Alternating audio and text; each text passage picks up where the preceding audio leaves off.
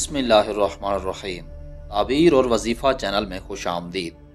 محترم سامعین، آج کی اس ویڈیو کی وساطت سے ہم آپ کے ساتھ خواب میں تخت کے حوالے سے مکمل اسلامک تعبیر بیان کر رہے ہیں۔ آئیے آج کے خوابوں کی تعبیر جانتے ہیں۔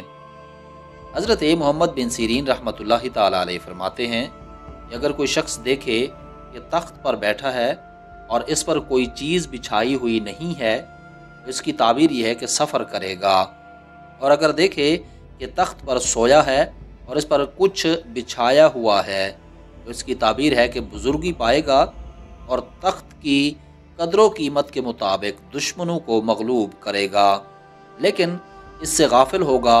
اگر یہ شخص اہل فساد میں سے ہے تو اس کی تعبیر یہ ہے کہ اس کو سولی پر چڑھایا جائے گا، خاص کر اگر اپنے آپ کو تخت پر سویا ہوا دیکھے، اور اگر دیکھے کہ تخت ٹوٹا اور وہ اس پر سے گر پڑا ہے تو اس کی تعبیر یہ ہے کہ عزت اور مرتبے سے گرے گا اور اس کا حال بد ہوگا۔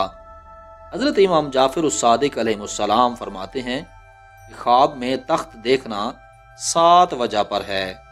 پہلی وجہ عزت و مرتبہ، دوسری وجہ سفر، اور تیسری وجہ مرتبہ، اور چوتھی بلندی، پانچویں ولایت، چھٹی قدر اور جاہ، ساتویں کاروبار کا ترقی پر ہونا۔